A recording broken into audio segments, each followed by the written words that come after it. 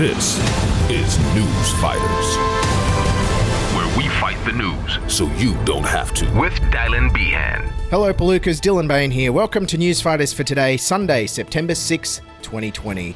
Yes, I can't believe it's September already. Spring is here, and before we know it, the year will be over. And when we all look back on this year, nobody knows better than piano man Elton John himself what it should be remembered for. Well, it's been quite a year. My film, my farewell tour, and the incredible response to my autobiography, Me. And just when I thought my life couldn't get any more unbelievable, I went and won an Oscar. Granddad, tell me what you remember about the year 2020. Well, grandson, a lot happened in 2020, but of course the first and foremost thing everyone remembers is the absolutely incredible response to Elton John's autobiography, Me. Okay, look, now I know it's beginning to look like dark times ahead. Australia is officially in the worst recession in 100 years. Melbourne's lockdown continues. Our state borders are all closed, and tragically, the movie Tenet sounds like it was an absolute piece of crap. So instead of just doing a rundown of all the bad news, I'm going to take a look at some of the good news stories you may have missed and the positive angles we can take from them, like this one. It's the news the class of 2020 has been dreading but expecting. Schoolies Week on the Gold Coast this year has been cancelled. Yes, Schoolies has been cancelled, which means drunken Year 12 graduates won't catch coronavirus on the Gold Coast this year. Or chlamydia or herpes or warts or gonorrhea. No, instead, they're just going to get them at house parties as usual. Next good news story, please. Former Prime Minister Tony Abbott's taken a job with the British government. Former Prime Minister Tony Abbott has been appointed as a trade envoy for the UK as Boris Johnson pushes ahead with a post-Brexit Britain. Tony Abbott leaving Australia indefinitely? What's not to love about this story? Oh my God, the good news just keeps on coming. But the UK Health Secretary Matt Hancock had to defend the appointment on Sky News. I'm sure you don't support some of his comments. He's a homophobe and he's a misogynist. Well, he's also an expert in trade. Tony Abbott is actually quite good at facilitating trade. I mean, Australia traded him in for a new Prime Minister in almost record time. Next good news story, please. Police in Victoria are under fire for placing a pregnant mum in handcuffs following a post on Facebook urging people to attend an anti-lockdown protest. Okay, right. Australia is arresting people for posting on Facebook. Yes, good news angle. Okay, she was pregnant, which meant she was about to subject all her Facebook friends to having their timelines full of annoying baby photos. So yes, this is good. This is good. Straight to jail. And let's arrest everyone who Instagrams their brunch and dances on TikTok while we're at it. Let's just lock all them up. Okay, next good news story, please. The latest fire season outlook for New South Wales shows that this summer shouldn't be as bad as the last one. Okay, bushfires not as bad as last year. That is technically good news. But it's a bit like someone saying, I guess the good news is your dad can't get murdered again. Okay, next good news story, please. There's an alert for Anytime Fitness Gym in Marrickville. An infected member was there on Monday evening. Okay, now hang on, wait a second. That's my gym. That's not a good news story. I went there last week. Hey, New South Wales, if gyms are such superseding venues, why the hell are they open? And secondly, if you're going to force people to stay home for 14 days just because they got the wrong bus or went to the gym at the wrong time, then you got to give them paid pandemic leave. Nobody gets paid to sit at home and do nothing unless you're a politician. G'day, I'm here with Lily. Hi. And we are here to build a cubby house today. Also, in a related story, I'm definitely not going to the gym for a couple of months, which is technically my normal gym routine. Okay, on to more serious issues now, and of course the biggest story in the news the last couple of weeks has been the hundreds of COVID-19 related deaths occurring in the aged care system. An absolute tragedy. We don't want to make light of that, and of course our sympathies and heart goes out to everyone affected. It's led to widespread calls for the aged care minister Richard Colbeck to resign, and also to do some reading before he faces a Senate committee. How many residents of aged care facilities funded and regulated by the Australian government have passed away from COVID-19? I'll just have to look up my latest report, Chair. That might take me a moment.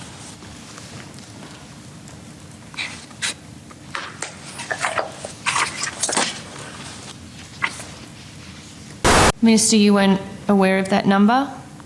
I was just trying to find my latest SITREP, Chair. It wasn't in the frontline details of those figures. I have got the details, I just couldn't find it. I mean, you don't know how many people have passed away. You're now telling me you don't know how many people have the infection. Chair, you're the Minister for Aged Care. There's a serious... I'm looking for the report on my IT system. Ah, yes, the IT system. And I'm sure we all have an IT system that makes a noise like pages turning. Very smart man, Richard Colbeck. He's cottoned onto the fact that, like all of us working from home know, that when you need to cover your ass for not having done your work properly, you just blame the NBN. Yeah, sorry I didn't have those figures handy, bloody Turnbull, make a NBN bad. It's his fault the pages are turning so slow. I mean, the NBN's slow. Later on in question time, however, Colbeck seemed to know some very specific figures. And Mr. President, there are about 60,000 Australians who die in residential aged care on an annual basis, unfortunately, but that's one of the functions of residential aged care. What? No. Look, last time I checked, they're called nursing homes, not dying homes. The aim is to care for our elderly relatives, not kill them. I mean, if the aged care system was actually designed to kill people, then it will be used for Russia to house all their political opponents. And so when the aged care minister, Richard Colbeck, faced a grilling from Labor in Parliament on the deaths of these hundreds of people, he did the responsible and compassionate thing. He stood up and left. Maybe you should stay and listen to what the Senate has to say, Minister Colbeck. Because as of yesterday, there were 353 Australians in residential aged care who had died from COVID-19, and today more than 360. And it is a disgrace that this minister leaves the chamber when the Parliament is taking note of his statement. But Colbeck wasn't fleeing Penny Wong's questioning, according to Scott Morrison. No. He was off to work. Can you explain why the aged care minister, Richard Colbeck, walked out of questioning yesterday? Well, he didn't walk out of questioning. The Labor Party were involved in making a whole range of statements in the House. He left left the Senate to deal with issues in aged care, which he does in morning, noon and night. So Colbeck faced so much criticism for walking out of Parliament that a few days later, when he was faced with questioning at a press conference, he walked out again. The Health Minister stepping in before the Aged Care Minister stepped out. Minister, on that commission, please.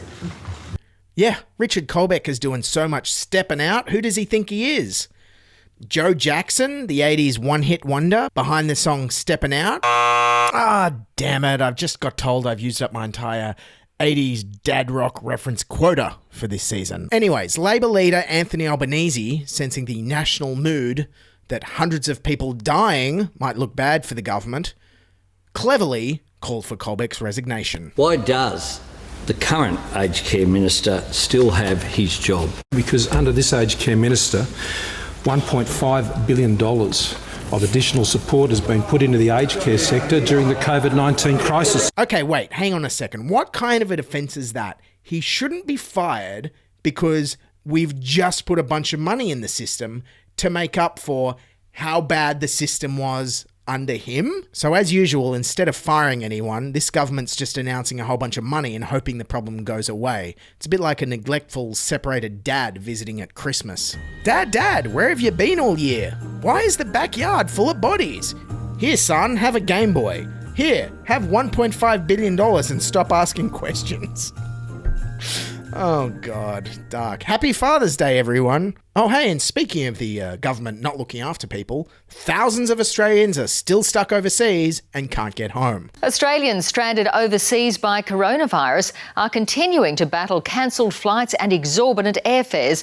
Australia's caps on international arrivals have turned air travel into a virtual lottery, with thousands of passengers competing for the right to return. There are more than 18,000 Australians who are currently overseas who would like to come home. 2,000 of those Aussies are considered vulnerable. But don't worry, this government has committed hundreds of millions of dollars for special charter flights for seafood exports. How many chartered flights has the Morrison government sent out for seafood? 1,800 flights. If you're a lobster, you get a ticket on a charter flight.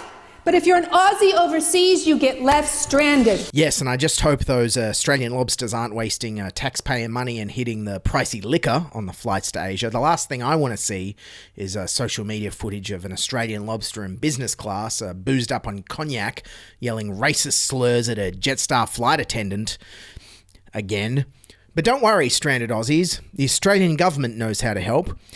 Just ask this Aussie stuck in London, who was featured on the ABC podcast The Signal. We have been communicating with the Australian High Commission here in the UK, and I told her that we have no accommodation, no confirmed place to live long term. What do people do in this situation? There are people being cancelled left, right and centre. There's a lot of people who are stranded right now. Where do we go? And the only answer she could give me was like, maybe you have to go to a homeless shelter. Can you believe the Australian government is actually saying to Australian citizens, go live in a homeless shelter? I mean, normally it's just implied with the Centrelink welfare payment amounts, isn't it? Oh, this doesn't cover my rent. Oh, nudge, nudge, wink, wink. You know what to do. But don't worry, the government has another plan to help. The Sydney Morning Herald is reporting citizens and residents who are desperate to get back into the country are being coached by government officials to start crowdfunding campaigns if they're running out of money. Yes, crowdfunding. If only there was a way that the more fortunate would look after the less well-off and more desperate. It's an interesting system. We should look into it. To be fair, the government has announced a hardship loan program for those stuck overseas who have run out of money. But I'm a fan of the crowdfunding idea. And we all know that the secret to getting your crowdfunding campaign supported is to produce an engaging, enticing and well-produced announcement video for your campaign to put out on social media. So us here at Newsfighters have decided to make one for you. Hello and welcome to my Kickstarter. This is a crowdfunding opportunity for the investment opportunity of a lifetime.